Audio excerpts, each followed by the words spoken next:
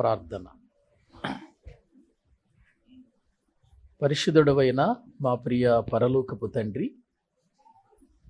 మీ శ్రేష్టమైన ఘనమైన నామానికి వందనాలు చెల్లిస్తూ ఉన్నాము.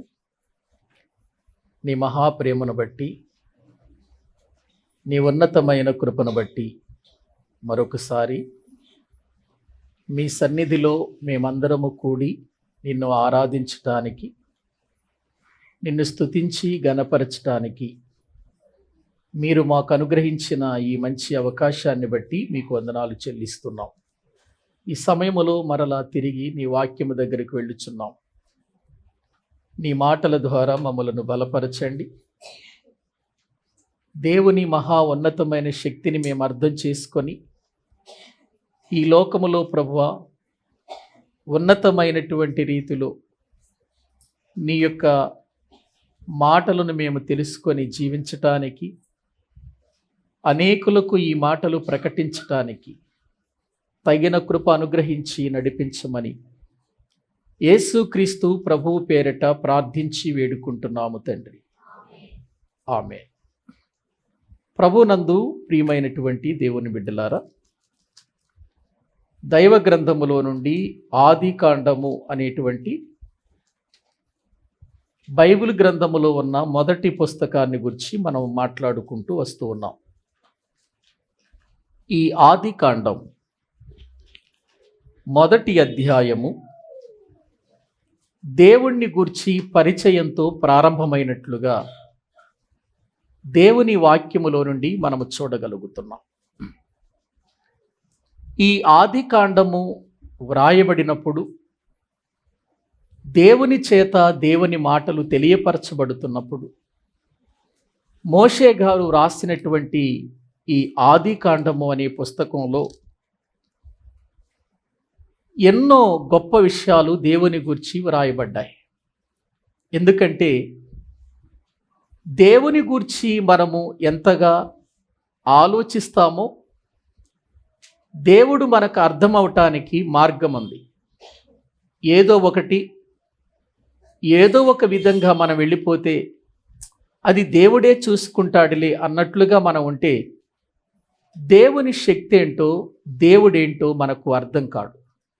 అందుచేత ఈ మొదటి పుస్తకమైన ఆదికాండములో దేవుడు ఏమై ఉన్నాడు, ఏం చేస్తున్నాడు, ఎప్పటివాడు అనేటువంటి ఆయన గుణ లక్షణాలను గురించి మనం తెలుసుకుంటూ ఉన్నాం. ఒక్కసారి బైబిల్ గ్రంథము తెరచి ఆదికాండము మొదటి అధ్యాయము మొదటి 5 వచనాలు వాక్యములో నుండి మనము చదువుకుందాం. ఆదికాండము మొదటి అధ్యాయము మొదటి 5 వచనాలు. ఆదియందు దేవుడు భూమి ఆకాశములను సృజించెను. భూమి నిరాకారముగాను శూన్యముగాను ఉండెను. చీకటి అగాధ జలములపైన కమ్మియుండెను. దేవుని ఆత్మ జలములపైన అల్లాడుచుండెను. దేవుడు వెలుగు కమ్మని పలుకగా వెలుగు కలిగెను. వెలుగు మంచిదైనట్టు దేవుడు చూచెను. దేవుడు వెలుగును చీకటిని వేరుపరిచెను. దేవుడు వెలుగునకు పగలనియు చీకటికి రాత్రి అనయు పేరు పెట్టెను. అస్తమయమును ఉదయమును కలుగగా ఒక దినమాయను.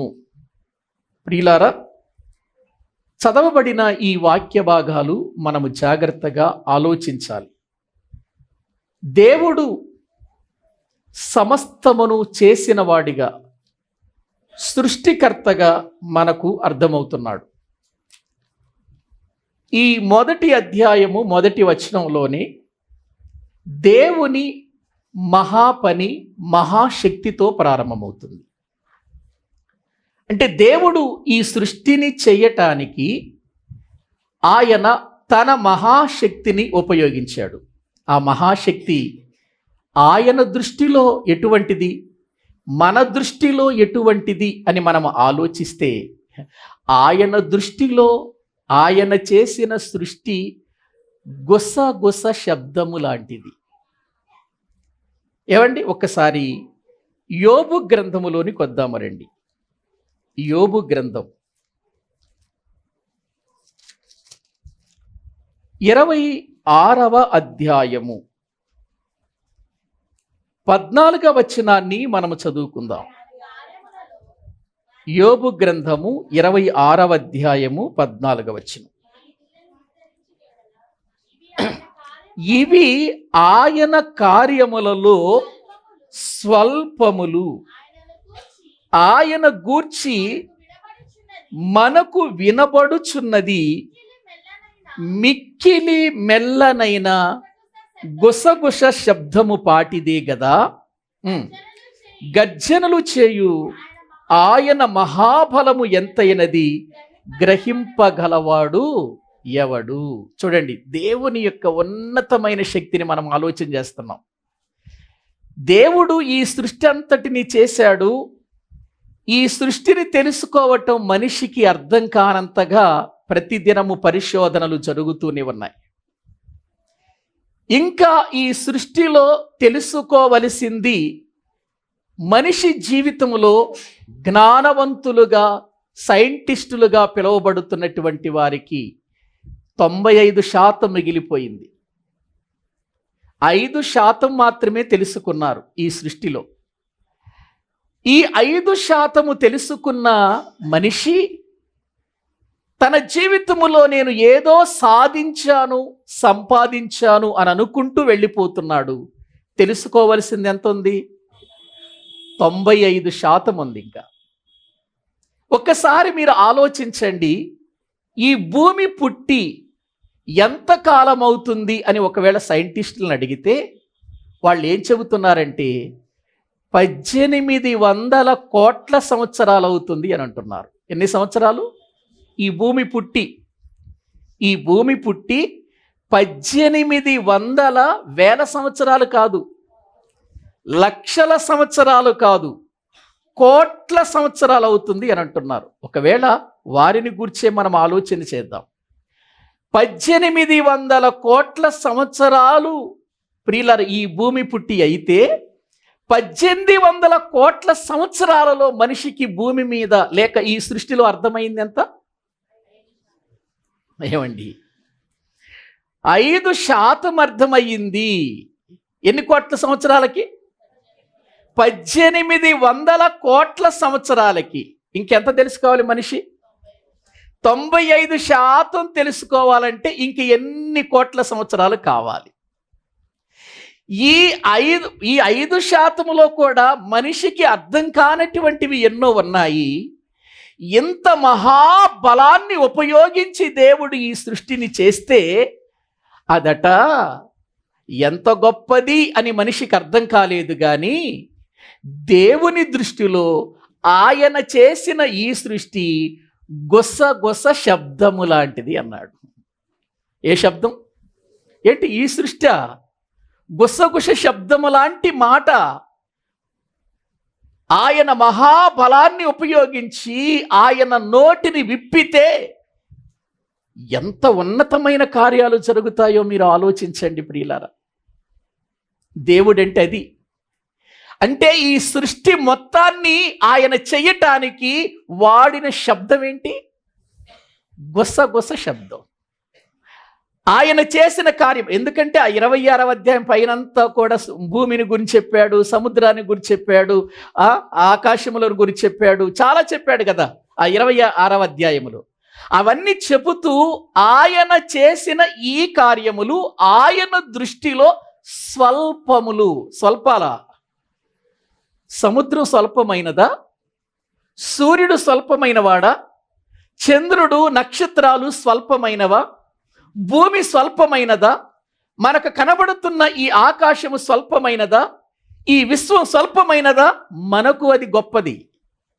అది మనిషి జ్ఞానానికి అందదు. అది దేవుని జ్ఞానం. మనిషి జ్ఞానానికి అందనంతగా దేవుడు ప్రియులారా ఈ సృష్టిని చేశాడు. ఆయన దృష్టిలో ఇది గుసగుస శబ్దం, మన దృష్టిలో అది మహాశక్తి. ఆలోచించండి. మహాశక్తి అండి ప్రియులారా. అందుకే ఆయన గుసగుస శబ్దములే ఇవన్నీ అని అంటాడు. కానీ ప్రియులారా, ఎంత గొప్ప దేవుణ్ణి గూర్చి మనిషి ఏం అర్థం చేసుకున్నాడు అని అంటే, మనిషి దేవుణ్ణి ఏదో చిన్నగా అర్థం చేసుకున్నాడు. రోగాలు పోగొట్టేవాడు, బాధలు పోగొట్టేవాడు, కష్టాలు పోగొట్టేవాడు, నష్టాలు తీర్చేవాడని ఎంత మహా గొప్ప శక్తిని అర్థం చేసుకున్నాడు మనిషి. అందుకే మనిషికి దేవుడు అర్థం కాలేదు. ఇక్కడ బైబిల్ గ్రంథంలో మనము చూస్తే ప్రియులారా, ఆయన ఎంత ఉన్నతుడో మనకు అర్థమవుతుంది, ఆయన ఎంత శక్తిమంతుడో మనకు తెలియపరచబడుతుంది. రండి 26వ అధ్యాయంలోనికి వెళ్ళి చూస్తే ప్రియులారా, యోబు గారు మాట్లాడుతూ ఆయన ఏమంటున్నాడో ఒక్కసారి చూద్దాం. 3వ వచనం నుండి చదవండి.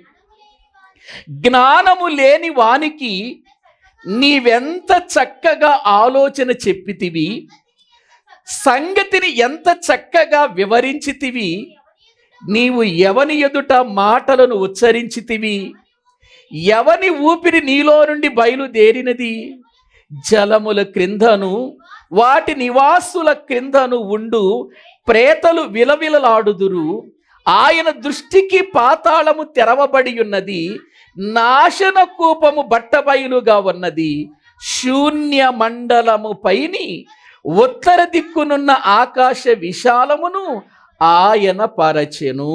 శూన్య మండలము పైని. ఏమండి శూన్య మండలము పైని? శూన్యం అంటే ఏంటి? ఏమీ లేని ప్రదేశం. ఏమీ లేని ప్రదేశములో ఒక మండలం ఉందట. ఆ మండలము పైన ఉత్తర దిక్కునున్న ఆకాశ విశాలమును ఆయన ఏం చేశాడట? పరచాడు. ఆకాశమును ఏం చేశాడు? పరచాడు. ఎంత పరిచాడు? ఒక్కసారి ఆలోచించండి.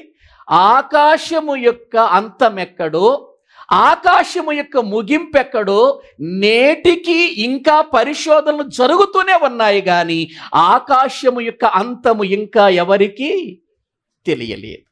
దానిని దేవుడు పరచాడు. ఏవండి, ఒక చుట్టబడిన చాప మూలన పెట్టిన తర్వాత దానిని మనము తీసుకొచ్చి ఎలా కింద పరుస్తామో, దేవుడు ఆకాశమును కూడా ఏం చేశాడట? పరచాడు.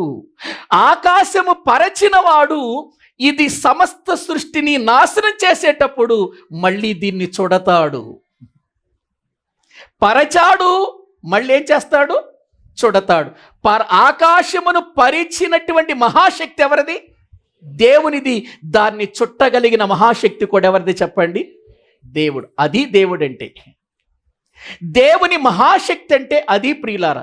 శూన్య మండలము పైని ఉత్తర దిక్కునున్న ఆకాశ విశాలమును ఆయన పరచెను. శూన్యము పైని భూమిని ఏం చేశాడట? ఏమీ లేని స్థలములో భూమిని వ్రేలాడదీశాడట. ఏవండి, ఆయన చూడండి, భూమి ఆకాశములను సృజించను అనే మాట వినగానే మనకేమర్థమైంది? సృజించాడు అని అనుకుంటున్నాం. కానీ ఎలా సృజించాడో ఒక్కసారి ఆలోచించండి. ఎలా సృష్టించాడు? ఏమీ లేని స్థలములో వ్రేలాడదీశాడు. ఏమీ లేని స్థలములో వ్రేలాడదీశాడట ఆయన. ఏవండి, మనం ఏదైనా ఒకటి వ్రేలాడదీయాలంటే దానికి ఆధారం ఉండాలా ఉండొద్దా? ఉండాలి కదండి. వ్రేలాడదీయటానికి ఏదైనా ఒక ఆధారం ఉండాలి. కానీ ఆధారము లేకుండా శూన్యము పైన ఆయన భూమిని ఏం చేశాడట? వ్రేలాడదీశాడు అని వాక్యంలో మనం చూస్తున్నాం. ఏమండి, ఒక్కసారి ఈ మాటలు మీరు ఆలోచించండి. నిత్యుడైనటువంటి దేవుడు ఎంతగా తన కార్యాలు చేశాడు. ఒక్కసారి యెషయా గ్రంథములోనికి రండి. యెషయా గ్రంథము, దేవుని వాక్యములో ప్రియులారా, 40వ అధ్యాయము 28వ వచనంలో మనము చూస్తే, మీకు తెలియలేదా? ఒక్కసారమ్మ పైన మనందరినీ దేవుడు ఒక అద్భుతమైన విధానములో చూడమంటున్నాడు. 25వ వచనం నుండి చదవండి. నీవు ఇతనితో సమానుడవని మీరు నన్నెవరికి సాటి? ఏవండి, దేవునిని ఎవరికి సాటి చేస్తాం చెప్పండి? దేవునిని ఒక చెట్టుకు సాటి చేద్దామా? దేవుణ్ణి ఒక పుట్టకు సాటి చేద్దామా? దేవుణ్ణి ఒక కొండకు సాటి చేద్దామా? దేవుణ్ణి ఒక నక్షత్రానికి సాటి చేద్దామా? దేవుణ్ణి ఒక ప్రియులారా మండలానికి, ఆకాశ మండలానికి మనము ప్రియులారా దాన్ని, ఆ దేవుణ్ణి మనము సాటి చేద్దామా? ఆయన్ని దేనికి సాటి చేస్తాం? ఏవండి, ఒక్కసారి ఆలోచించండి. చాలామంది ఏమంటారంటే, మేము అన్నిట్లో దేవుణ్ణి చూస్తున్నామండి, కొండలో దేవుణ్ణి చూస్తున్నాం, నీళ్లలో దేవుణ్ణి చూస్తున్నాం, ఆ నక్షత్రాల్లో దేవుణ్ణి చూస్తున్నాం అని అంటారు. చేసిన వాడిని చూడలేదట, చేసిన సృష్టిని చూస్తున్నారట. ఎవరిని చూడాలి? ఎవరికి థ్యాంక్స్ చెప్పాలి? ఎవరిని అర్థం చేసుకోవాలి? నేను ఒక విషయం చెప్పనా? మనం ఎవరి ఇంటికైనా వెళ్ళామనుకోండి, వెళ్ళిన తర్వాత కొంచెం నీళ్ళు ఇవ్వండి, దాహం అవుతుంది అన్నాం అనుకోండి, వాళ్ళు గ్లాసుతో నీళ్లు తీసుకొచ్చి మనకి ఇచ్చారనుకోండి, గ్లాసుకు థ్యాంక్స్ చెబుతామా, ఇచ్చిన వాడికి చెబుతామా? ఎవరికి చెబుతాం థ్యాంక్స్? తాగింది దేంట్లో? గ్లాసులో. చెప్పాల్సింది దేనికి? మరి గ్లాసుకు చెప్పకుండా వాళ్ళకి చెబుతామే. ఒకవేళ మనం గ్లాస్తో నీళ్లు తాగిన తర్వాత, ఎవరైనా మనకు గ్లాసు నీళ్ళు ఇస్తే, నీళ్లు త్రాగిన తర్వాత ఆ గ్లాసు నీకు థ్యాంక్స్ అన్నాం అనుకో, ఇచ్చినోడు ఏమంటాడు? అదేంటి గ్లాసుకు చెబుతున్నావేంటి, ఇచ్చింది నేను కదా నీళ్లు అని అంటాడు ఆయన. అప్పుడు గ్లాసులో కూడా నిన్ను చూస్తున్నానులేంటే, గ్లాసులో ఆయన చూస్తున్నావా? ప్రియులారా, ఈ రోజునండి దేవుడు అర్థం కాలేదండి మనిషికి, దేవుని శక్తి అర్థం కాలేదండి. నేను అన్నిట్లో దేవుణ్ణి చూస్తున్నానండి, అన్నిట్లో దేవుణ్ణి చూస్తున్నానండి. అన్నిట్లో దేవుణ్ణి చూడటం కాదు, అన్నిటిని ఇచ్చినవాడు ఆయనని చూడాలి. ఎవరితో సాటి చేస్తావు ఆయన్ని? నీకు భోజనం పెడితే భోజనం పెట్టిన వాడికి థ్యాంక్స్ చెబుతావు, నీకు నీళ్ళు ఇస్తే నీళ్ళు ఇచ్చిన వానికి థ్యాంక్స్ చెబుతావు. మరి ఈ సృష్టిని ఇచ్చినటువంటి వాడు దేవుడైనప్పుడు ఆయన కదా చెప్పాల్సింది థ్యాంక్స్. ప్రియులారా గ్రహించండి, ఎవరితో సాటి చేయుదురు అని ఎవరు అడుగుతున్నారు? పరిశుద్ధుడు అడుగుతున్నాడు. దేవునిలో ఉన్న ఒక గొప్ప లక్షణం అది, పరిశుద్ధుడు. పరిశుద్ధుడు ఏమడుగుతున్నాడు? పరిశుద్ధుడు ఏమడుగుతున్నాడు? నీవు ఇతనితో సమానుడవని మీరు ఎవరికి సాటి చేస్తారయ్యా అంటే, ఎవరికి సాటి చెయ్యకూడదు దేవుణ్ణి. పోయిన వారంలో చెప్పాను కదా, భర్తను దేవుడు అంటారు, కస్టమర్స్ని దేవుడు అంటారు, రాజకీయ నాయకులు ప్రియులారా ఓట్లు అడిగేటప్పుడు వచ్చేటప్పుడు మీరంతా మా దేవుళ్ళు అంటారు, కడుపు దేవుడు కొంతమందికి. ఏవండి, ఎవరితో ఏం చేయకూడదు అన్నాడు ఇక్కడ? దేవుణ్ణి సాటి చెయ్యకూడదు. దేవుని మహాశక్తి అర్థమైతే ప్రియులారా అది మన జీవితానికి మహాశక్తిగా ఉంది. కానీ దేవుని గుసగుస శబ్దమే అది. కానీ మహాశక్తిగా నేటికి కూడా అర్థం కానటువంటి సృష్టి ఈరోజు మన కళ్ళ ముందు దేవుడు పెట్టాడు. మహాశక్తిగా ఆయన చెబుతున్నాడు, నన్ను ఎవరితో సాటి చేస్తారు మీరు అని పరిశుద్ధుడు అడుగుతున్నాడట. చదవండి ఇప్పుడు. మీ కన్నులు పైకెత్తి చూడుడి, వీటిని ఎవడు సృజించాడు? ఏం చేయమంటున్నాడు? మీ కన్నులను ఎటువైపు ఎత్తమంటున్నాడు? పైకెత్తి చూడండి. ఎవడు సృజించాడు వీటిని? సృజించినటువంటి వ్యక్తికి ఆయన ఉన్నాడు. చదవండి.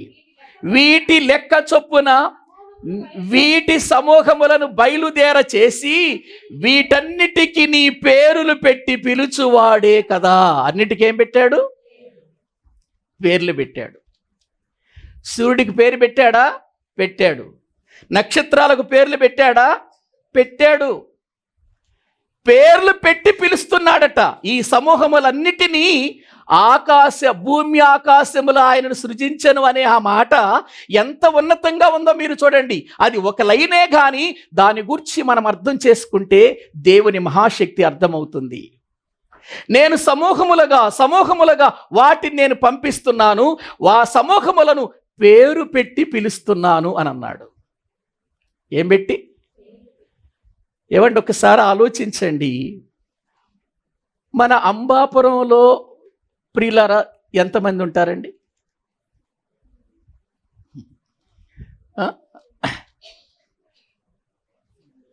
ఎంతమంది ఉంటారు? 10,000 వేసుకోండి. 10,000.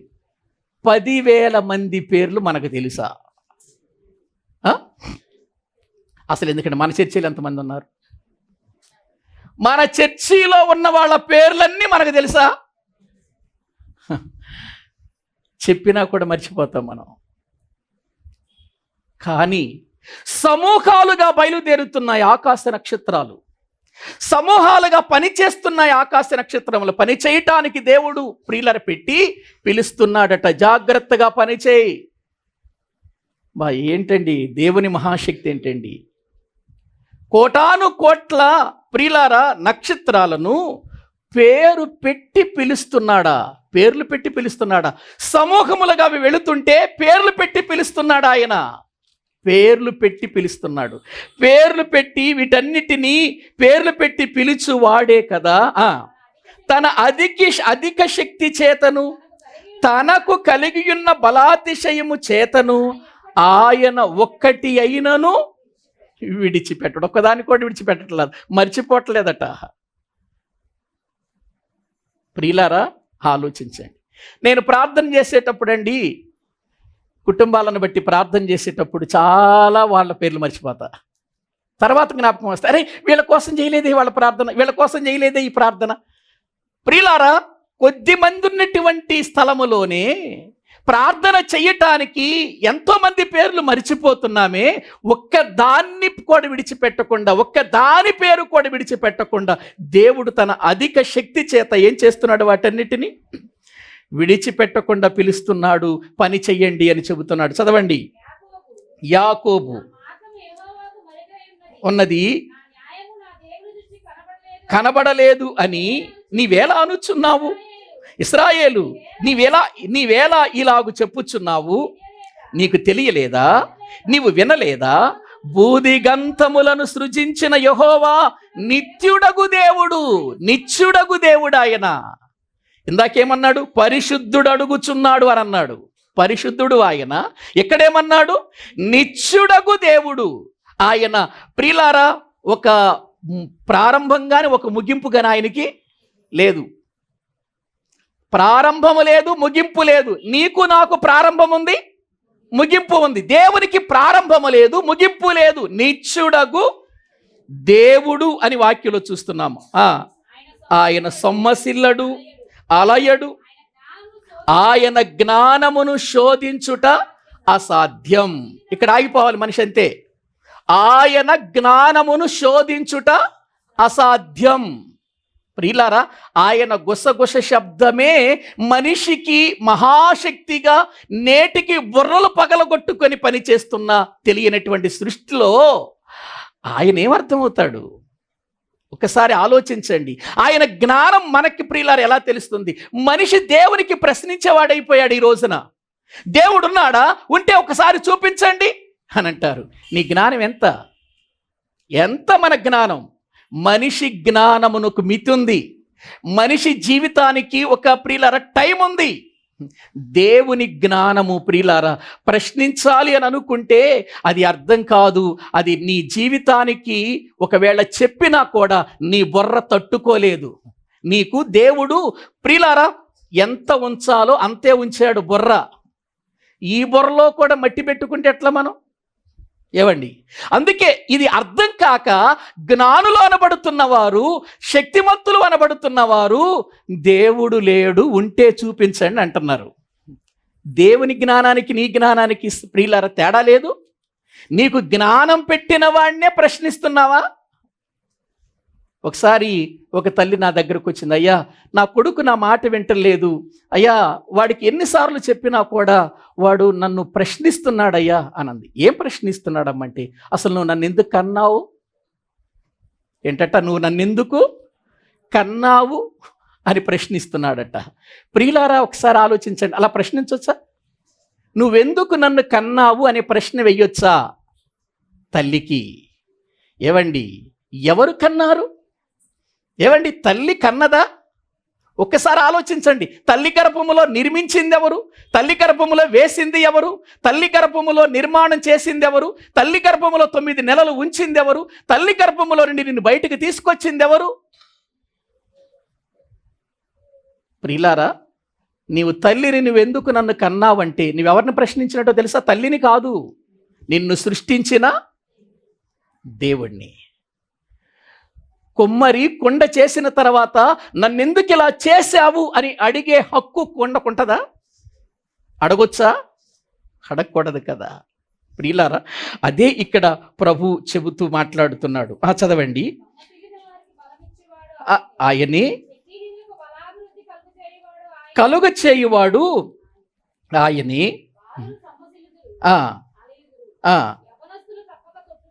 చాలండి. వాక్యంలో ఇక్కడ మనము చూస్తున్నాం ఆయనను ప్రియులారా మనం ఎప్పుడు కూడా మనము ప్రశ్నించకూడదు అని ఇక్కడ దేవుని వాక్యములో మనము చూస్తుంటున్నాం. ఇప్పుడు 40వ అధ్యాయంలోకి రండి. 40వ అధ్యాయము 21వ వచనం చదవండి.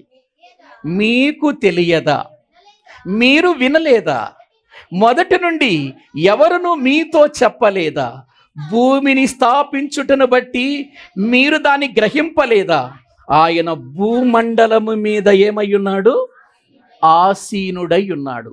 భూమండలము మీద ఆసీనుడై ఉన్నాడు. దాని నివాసులు మెడతల వలె కనబడుచున్నారు. ఎలా కనబడుతున్నారు?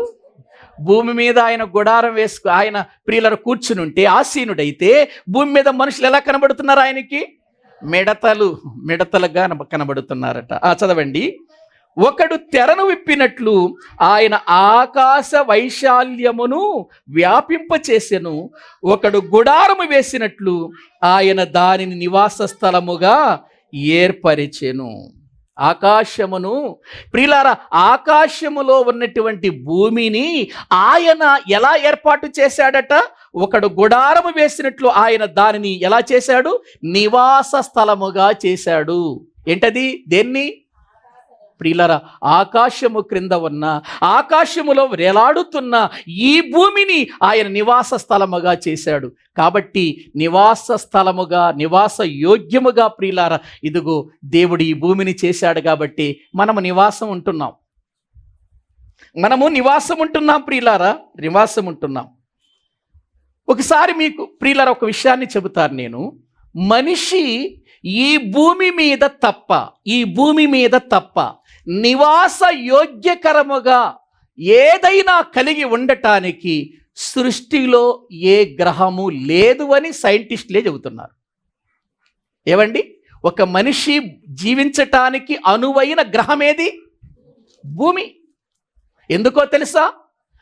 భూమి మీదనే దేవుడు ప్రియులారా తన కట్టడలను దీని మీద ఉంచాలని ఆశపడ్డాడు. యోబు గ్రంథములోనికి రండి.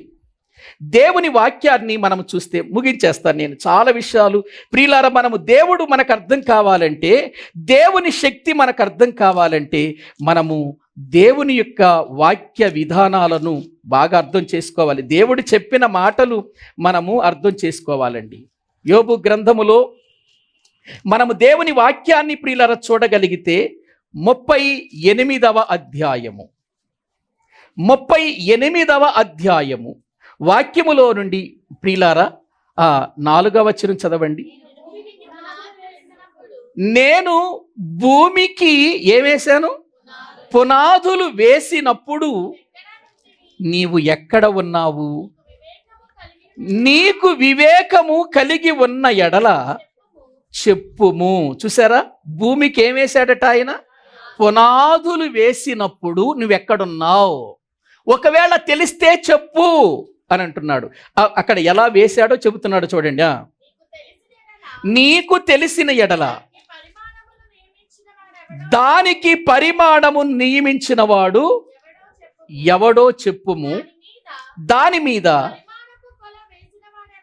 వేసిన వాడు ఎవడో చెప్పుము. చూసారా? భూమికి ఎవరు పునాదులు వేశారు? భూమికి పునాదులు వేసినప్పుడు నువ్వు ఎక్కడున్నావు? ఇది చెప్పు అని అంటున్నాడు. కింద అంటాడు, చదవండి. చెప్పుము. ఉదయ నక్షత్రములు ఏకముగా కూడి పాడినప్పుడు దేవదూతలందరూ ఆనందించి జయధ్వనులు చేసినప్పుడు దానికి మూలరాతినేసిన వాడెవడో నీకు తెలుసా? నేనే కదయ్యా. దేనికి మూలరాయి వేశాడట? మనం ఇల్లు కట్టుకోవటానికి ఏం వేస్తాం? మూలరాయి వేస్తాం.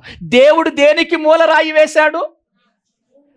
భూమికి మూలరాయి వేసినట్లుగా దైవ గ్రంథంలో మనము చూస్తున్నాం. మూలరాతిని వేసిన వాడెవడు? సముద్రము దాని గర్భము నుండి పొర్లి రాగా దానిని మూసినవాడు ఎవడు? మేఘమును దానికి ఎలా ఉంచాను? వస్త్రముగాను. గాఢాంధకారమును దానికి పొత్తిగుడ్డగాను. నీవున్నావా? దానికి సరిహద్దు నియమించినప్పుడు, తలుపులను పెట్టించినప్పుడు. ఏమండి, ఇవన్నీ ఒక్కసారి మీరు ఆలోచించండి ప్రియులారా, ఇవన్నీ ఒక్కసారి ఆలోచించండి. గడియలు పెట్టాను, తలుపులు పెట్టాను, ద్వారాలు పెట్టాను, మూలరాతిని వేశాను అంటున్నాడు. దేనికి? ఏవండి, ఈ సృష్టిలో ఆయన చేసిన వాటికి.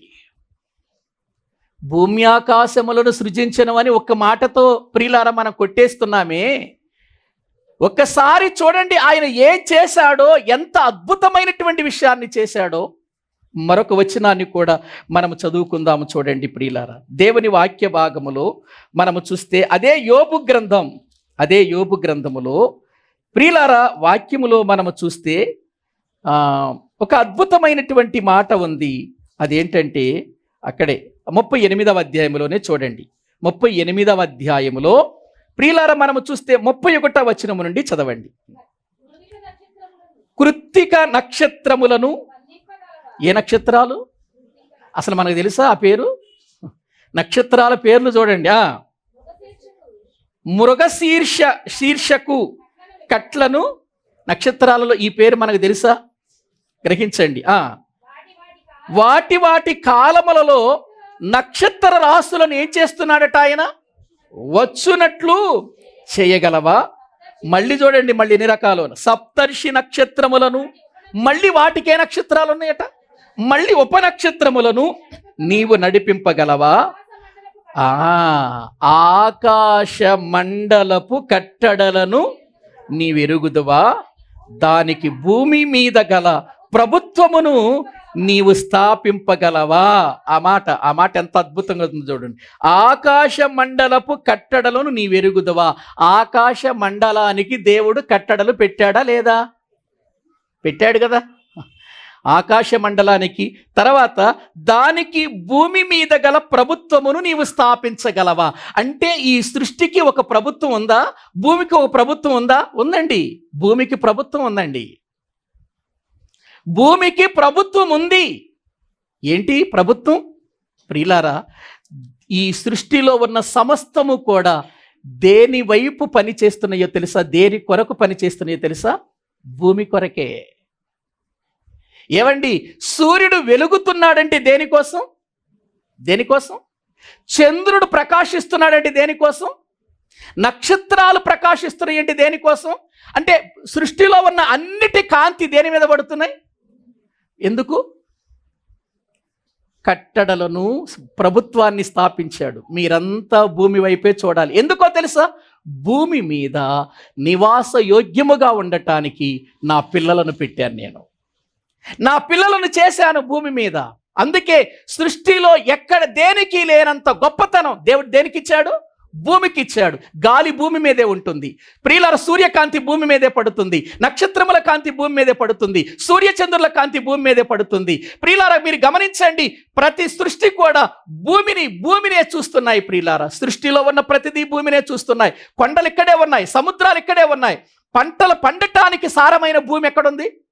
భూమి మీదే ఉంది. ఎక్కడుంది? ఇంకా పరిశీలన చేస్తున్నారు, ఎక్కడో ఉందని. ఎక్కడ ఉండదు. ఎందుకో తెలుసా? భూమినే నివాసయోగ్యంగా దేవుడు చేశాడండి. ఎంత అద్భుతమైనటువంటి విధానములో చేశాడండి ఈ భూమిని. ఈ భూమిలోనే పంటలు పండుతున్నాయి. ఈ భూమిలోనే అనేక రకాలైన విలువ కలిగినటువంటి వజ్రాలు కూడా దొరుకుతున్నాయి. ఈ భూమిలో బంగారము దొరుకుతుంది.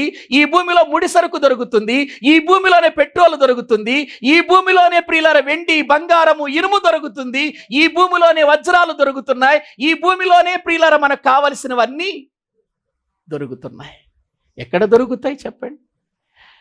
ఆకాశములో, సూర్యునిలో బంగారం దొరుకుతుందా? నక్షత్రాలలో వెండి, ఐరన్ దొరుకుతుందా? పెట్రోల్ దొరుకుతుందా? లేదండి. ఎందుకు ఈ భూమి మీద పెట్టాడంటే ఇవన్నీ మనకు కావాలి గనుక. అందుకే భూమి మీద దేవుడు ప్రియుల ప్రభుత్వాన్ని స్థాపించాడు. ఈ సృష్టినంతటిని ప్రభుత్వంగా చేసి మీరందరూ కూడా భూమికి యోగ్యకరమైనటువంటి రీతిలో బ్రతకండి అని చెప్పాడు. దేవుడంటే ఏమనుకుంటున్నావు? దేవుని మహాశక్తి అంటే ఏమనుకుంటున్నావు? మనకు మహాశక్తే. ఆయనకి ఇది గుసగుస శబ్దం. గుసగుస శబ్దం ఎవరికైనా పడుతుంది? ఏవండి, అప్పుడప్పుడు చెవులు కొరుక్కుంటూ ఉంటారు కదా. ఏవండి, మగవాళ్ళ కంటే ఆడవాళ్ళు ఎక్కువ కొరుక్కుంటూ ఉంటారు చెవులు. ఏవండి, చెవులు పక్కన వాళ్ళకి వినబడతాయండి వాళ్ళ గుసగుసలు. ఇంకో విషయం చెప్పనా, ఇక్కడట మరీ మిక్కిలి నిశ్శబ్దం అట. అది మరీ మిక్కిలి గుసగుస అట. అంటే గుసగుసల్లో మళ్ళీ మిక్కిలి గుసగుసలు కూడా ఉంటాయా? ఏవండి, దేవుడు ఈ సృష్టిని చేయటానికి ఉపయోగించినటువంటి మాట, ఆయన ఉపయోగించిన స్వరం, ఆయన ఉపయోగించింది మనందరికీ అది గంభీరమే, అది తట్టుకోలేం. దేవుని ప్రియులారా శబ్దాన్ని తట్టుకోలేం. కానీ ఇది దేవునికట ఏ శబ్దం అట? మిక్కిలి గుసగుస శబ్దం అన్నాడు అక్కడ. ఏమంటే మిక్కిలి గుసగుస శబ్దానికే ఎంత సృష్టిని దేవుడు చేస్తే, ఇక్కడ కొంచెం పెద్దగా మాట్లాడితే ఏం జరిగేది ఒకసారి మీరు ఆలోచించండి. కాబట్టి ప్రియులారా, దేవుడు భూమి ఆకాశములను సృజించెను. దేవుడు అర్థం కావాలి మనకు. అందుకే ఏమన్నాడు తెలుసా? దేవుడు మీకు అర్థం కావాలంటే మీరు దేనిని చూడమన్నాడు తెలుసా? రోమీయులకు రాసిన పత్రిక. మీకు దేవుడు అర్థం కావాలి అనంటే ఆయన ఏం చేయమన్నాడో ఒక్కసారి ప్రియులారా మనము చూద్దామండి. మొదటి అధ్యాయము 20వ వచనం చదవండి. 20వ వచనం, ఆయన అదృశ్య లక్షణములు. ఏమంటే అదృశ్య లక్షణాలు అంటే ఏంటి? కనబడని గుణం, కనబడని లక్షణం. అదేంటి లక్షణం? కనబడదా? దేవుని అదృశ్య లక్షణములు అన్నాడు. అదృశ్య లక్షణం మీకు అర్థమవటానికి ఒక మాట చెబుతాను. ఉప్పును చూశారుగా మీరంతా. ఉప్పు ఎలా ఉంటుంది? తెల్లగా ఉంటుంది. ఉప్పును నీళ్ళల్లో వేసాం, ఏమైపోయింది? కనబడుతుందా? ఇప్పుడు ఆ నీళ్ళల్లో కరిగిపోయిన ఉప్పును బయటికి తీయగలమా? ప్రియులారా, ఇప్పుడు ఆ నీటిలో ఉప్పు ఉందని ఎలా తెలుస్తుంది? టేస్ట్ చేస్తే కదా తెలిసేది. ఏవండి, ఇప్పుడు టేస్ట్ చేసి ఏమంటాం? ఇందులో ఏముందంటాం? కనబడుతుందా? మరి ఉప్పు కనబట్టలేదు. అదేంటి? అదృశ్యం. ప్రియులారా, తాగితే ఏమవుతుంది? తెలుస్తుంది. అది లక్షణం. కాబట్టి ఈ సృష్టి అంతా కూడా దేవుడు అదృశ్య లక్షణములు, ఆయన అదృశ్య లక్షణములు, ఆయన కనబడనటువంటి వాటిని కనబడేటట్టుగా చేశాడు. ఆయన అదృశ్య లక్షణములు చూడండి ఒకసారి. అనగా ఆ అదృశ్య లక్షణాలలో ఏముందంటున్నాడు? నిత్య శక్తి. శక్తి ఉందా? సూర్యులో శక్తి ఉందా? నక్షత్రాలలో శక్తి ఉందా? భూమిలో శక్తి ఉందా? గ్రహాలలో శక్తి ఉందా? ఆ శక్తి కనబడుతుందా? అది ఎటువంటి శక్తి? నిత్య శక్తి. నిత్య శక్తి అని అన్నాడు. చూడండి ప్రియులారా, సూర్యుడిని చేసిన తర్వాత ఎప్పుడైనా సూర్యుడు ప్రియులారా మన కంటికి కనబడకుండా ఒక 10 రోజులు ఎక్కడికన్నా వెళ్ళిపోయాడా? లేకపోతే నేను ఆరిపోతున్నానని ఆరిపోయాడా? ఎప్పుడన్నా? ఇప్పటి వరకు దేవుడు చేసిన నాటి నుండి కోట్ల సంవత్సరాలు అయినా ఇప్పటి వరకు వెలుగుతూనే ఉన్నాడా? వెలుగుతూనే ఉన్నాడా? ప్రకాశిస్తూనే ఉన్నాడా? అందులో ఏ శక్తి ఉంది? నిత్య శక్తి. అలా ఈ సృష్టిని మీరు చూడండి. దేవత్వమును, ఆ నిత్య శక్తిలోనే ఉందన్నాడు. దేవుణ్ణి చూడాలంటే మరి అవే. దేవత్వం నీకు అర్థం కావాలంటే ఈ సృష్టిని చూడమన్నాడు. దేవత్వమును, జగదుత్పత్తి మొదలుకొని సృష్టింపబడిన వస్తువులను ఆలోచించు అన్నాడు. ఏం చేయమన్నాడు? ఆలోచించమన్నాడు. దేన్ని? సృష్టిని ఆలోచించయ్యా. సృష్టిలో చేయబడిన నిత్య శక్తిని చూడు, సృష్టిలో చేయబడిన వాటిని చూడు, ఆలోచించు. అసలు ఇవి ఎలా వచ్చాయి? ఎలా కలిగాయి? ఇందులో ఈ శక్తి ఎలా వచ్చింది? ఇది ఇంతకాలం వెలుగుతూనే ఉందేంటి? ఇంతకాలము ఏంటిది ఇలా పని చేస్తుంది? ఏమండి, సూర్యుడు ఎక్కడ ఎటు ఉదయిస్తాడు? ఏంటి? చదువుకున్న పిల్లలు కూడా మాట్లాడలేదండి. సూర్యుడు ఎటు ఉదయిస్తాడు, ఎటు అస్తమిస్తాడు? ఏనాడైనా ఉత్తరాన్న ఉదయించాడా? దక్షిణాన అస్తమించాడా ఏనాడన్నా? చూసారా?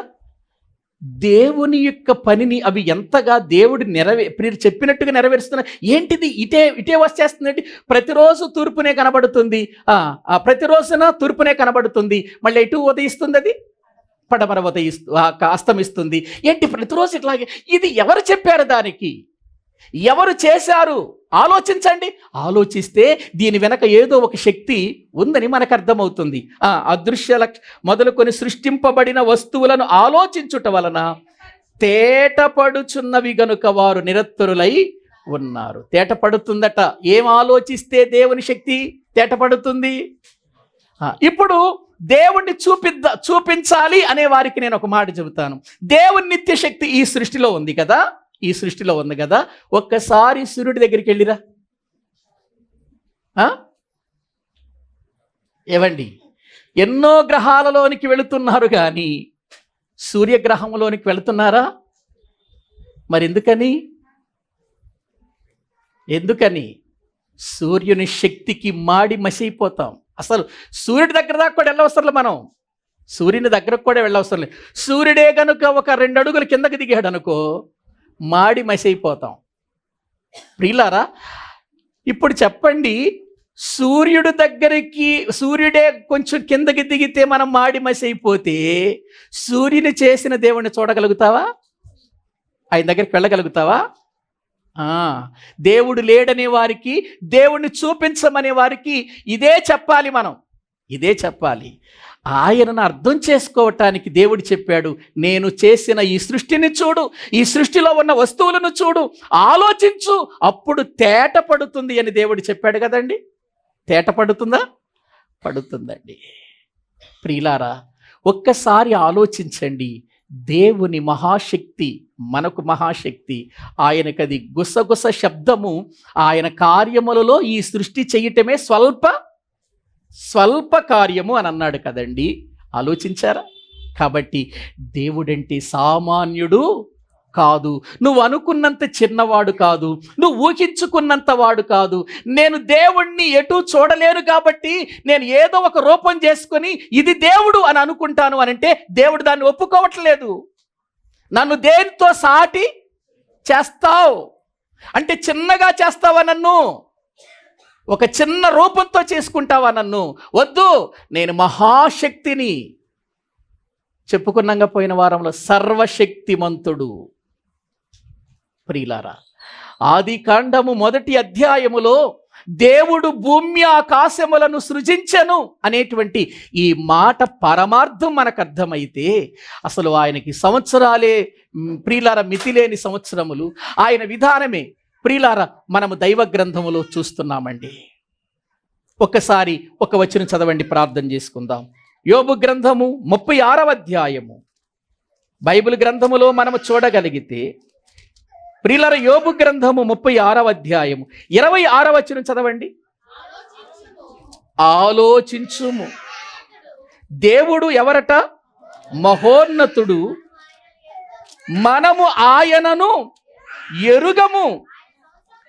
ఆయన సంవత్సరముల సంఖ్య మితి లేనిది అని అన్నాడు. చూడండి ప్రియులారా, ఆయన సంవత్సరముల సంఖ్య ఎటువంటిది?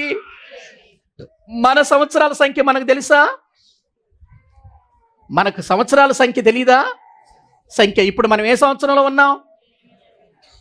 2026లో ఉన్నాం. సంఖ్య తెలుస్తుందా? మనకి తెలుస్తుంది. అంటే ఇప్పుడు ప్రియులారా, ఇక్కడ క్రీస్తు శకం 2026లో ఉన్నామని సంఖ్య మనకు తెలుసు. ఇప్పుడు దేవుని యొక్క సంవత్సరాల్లోకి వెళ్ళామనుకో, దానికి ఏమి లేదట, మితి లేదు. క్రీస్తుకు పూర్వం, క్రీస్తు శకం అని మనకు ఈ లెక్క ఇచ్చారు కానీ దేవుని సంవత్సరాలలోనికి వెళితే అసలు ఆయన సంవత్సరాలకు ఏమి లేదన్నాడు, మితే లేదు. మహోన్నతుడు ఆయన. కాబట్టి ప్రియులారా, దేవుణ్ణి సామాన్యంగా అంచనా వేయవద్దు. దేవుడు మహాశక్తిమంతుడు, మహా గొప్పవాడు. ఇంకా చాలా విషయాలు మనం దేవుని గురించి తెలుసుకుందాం రాబోయే దినాలలో. ఆలోచించండి, మనము ఇప్పటి వరకు ప్రియులారా గత 3-4 వారాల నుంచి చెప్పుకుంటున్నాం. ఇంకా మనము మొదటి అధ్యాయాన్ని దాటి వెళ్ళామా ముందుకి? ఎందుకంటే తెలిసినంత వరకు దేవుడిని గురించి మీకు పరిచయం చేయాలి. దేవుడు ఎంత గొప్పవాడో మీకు తెలియాలి. దేవుడు నేను తెలుసుకున్నంత వరకు, నాకు తెలిసినంత వరకు మీకు చెప్పాలనేటువంటి కోరికండి. నాకు తెలిసినంత వరకు ప్రియులారా, ఆప్టల నాకే ప్రియులారా, ఇదిగో ఈ విషయాలు తెలిసి చెబుతున్నప్పుడు మనమే ఆశ్చర్యపోతున్నాం. ఇంకా ఎంత గొప్ప జ్ఞానం ఉందో తెలుసా ఆయన మాటల్లో. ఆయన ఎంత ఉన్నతుడో మనకు అర్థం కావాలి. దేవుడు ఆదియందు దేవుడు భూమి ఆకాశములను సృజించెను. ఆయన పని చూడండి ఎంత అద్భుతంగా ఉంది. ఆయన సృష్టి చూడండి, ఆ ఆకాశము చూడండి, ఆ ప్రియులార ఆ భూమి చూడండి ఎంతగా వ్రేలాడదీశాడో. వ్రేలాడుతున్న ఈ భూమి ప్రియులార గంటకు కొన్ని వేల కిలోమీటర్ల వేగంతో తిరుగుతున్న ఈ భూమి ఎక్కడైనా శబ్దం వినబడుతుందా? ఏవండి, మనము ప్రియులార ఒక వెహికల్ వేసుకెళ్తున్నామంటే శబ్దం వస్తుంది, ఒక కారు వేసుకెళ్తే శబ్దం వస్తుంది, ఒక రైల్లో ప్రయాణం చేస్తే శబ్దం వస్తుంది, ఫ్లైట్లో ప్రయాణం చేస్తే మరీ శబ్దం వస్తుంది. ఏవండి, ఏ వస్తువులో ప్రయాణం చేసినా ప్రియులార ఎంత శబ్దం వస్తుంది. కొన్ని వేల కిలోమీటర్ల వేగంతో తిరుగుతున్న ఈ భూమి తిరుగుతూ ఉన్నది. తిరుగుతున్నట్టుగా అనిపించటం లేదు, కానీ తిరుగుతుంది.